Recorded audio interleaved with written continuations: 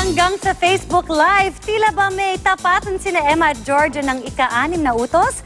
Yan ang chika ni Aubrey Carampel. Lumayo ka na kay Rome. Tigilan mo na siya.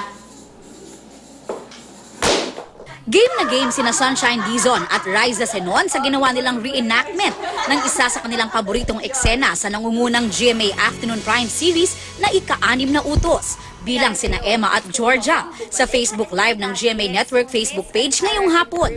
Pati ang mga tumatak na linga ni Emma, muling sinambit ni Shine. Tandaan mo, hindi mananalo ang kabet sa tunay na asawa.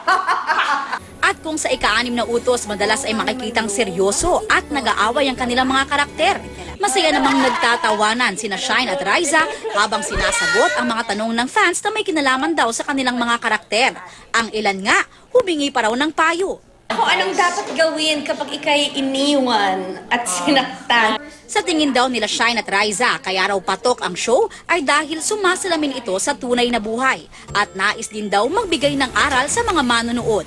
Pinapakita kasi namin dito sa lahat ng yung side ng kabet, yung side ng asawa, yung side ng iniwan. Nakikita na ngayon siguro ng mga kalalakihan din natin yung effects sa mga babae.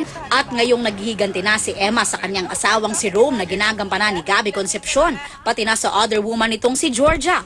Mas marami pa raw confrontation scenes at mga revelasyon ang dapat abangan. In denial si Emma of her true feelings for Rome. Pero ito naman si Georgia ay naghihintay na ng parang Saka ngayon na, sa annulment, di ba? ngayon na nag-start na bumabaliktad na talaga yung mundo. Oo.